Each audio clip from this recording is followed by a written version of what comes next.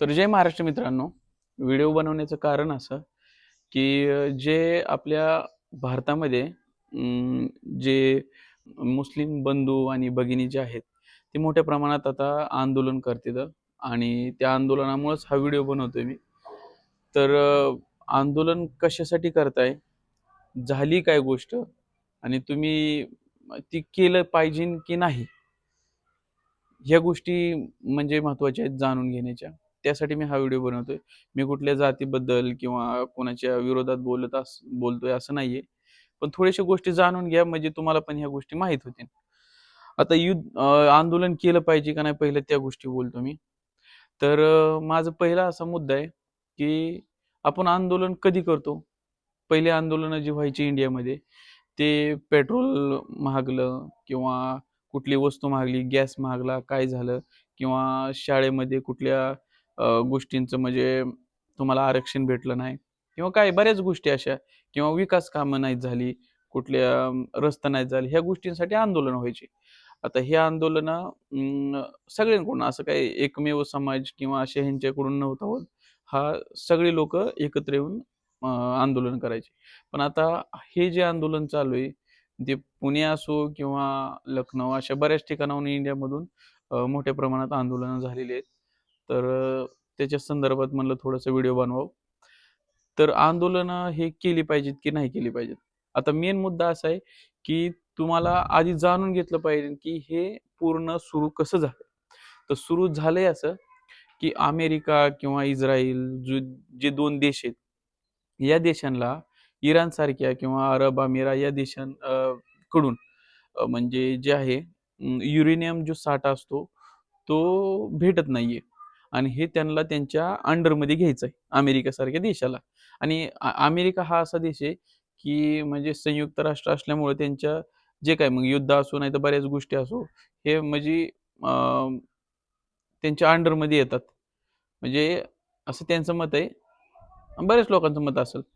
तर त्यामुळे त्यांना काय वाटतं, की बाबा हे सुद्धा जे आहेत साठे वगैरे ते आमच्या अंडरमध्ये यावं आणि आम्ही त्या गोष्टी लोकांपर्यंत पोहोचावं. तर पण ते जे आहेत इराणचे जे खेमानी वगैरे जे होते, आता अ, यांनी काय केलं, की त्या गोष्टी कधी त्यांना दिल्या नाहीत आणि त्याच गोष्टीमुळे हे युद्ध सुरू होतं. तर हे युद्धाचा परिणाम काय पडला असता परिणाम? परिणाम एवढा झाला असता, की जर ते यांच्याकडे राहिलं असतं, खेमानी यांच्याकडे या इराणसारख्या देशाकडं, तर ज्या प्रमाणात म्हणजे पेट्रोल, डिझेल भेटतंय त्याच प्रमाणात भेटलं असतं आणि अमेरिकेसारख्या देशाकडे गेलं असतं, तर तो त्यांच्या अंडर देश आला असता.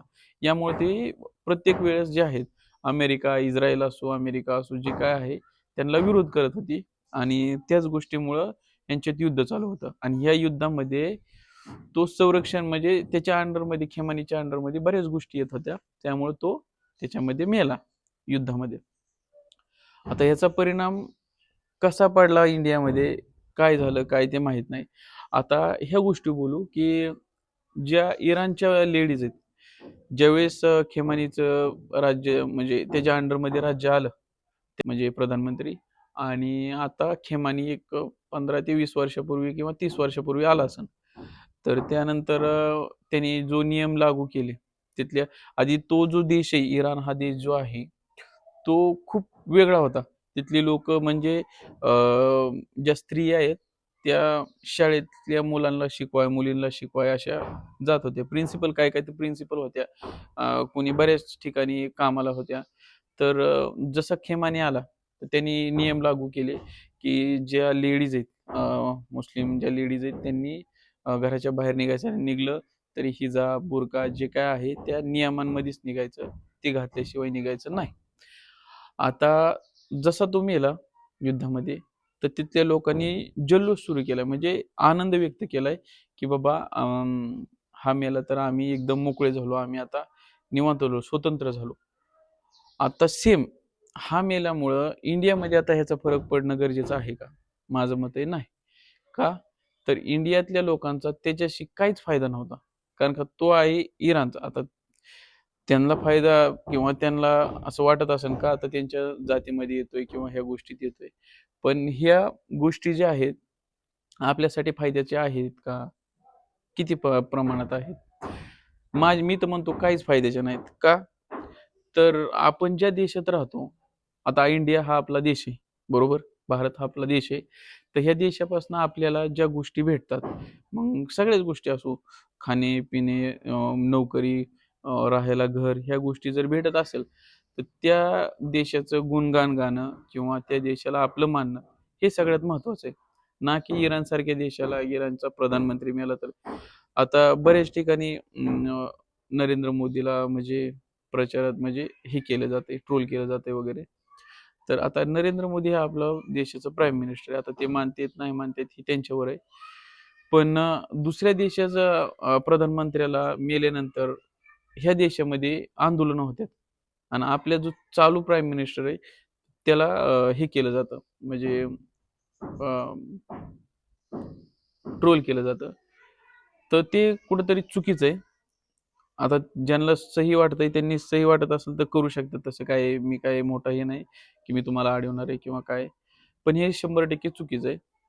आता दुसरी गोष्ट म्हणजे ह्याच्यापासून म्हणजे तुम्हाला मी सगळ्यात अगोदर तर पहिलं तर आहे ना, सांगेल, की कोणतीही गोष्ट जर तुम्ही करताय, तर त्याच्या अगोदर आता कोणतीही गोष्ट तुम्ही करताय, जसं की आंदोलन असो किंवा काही असो, कोणतीही गोष्ट करताय, तर त्याच्या मागचं आधी कारण जाणून घ्या.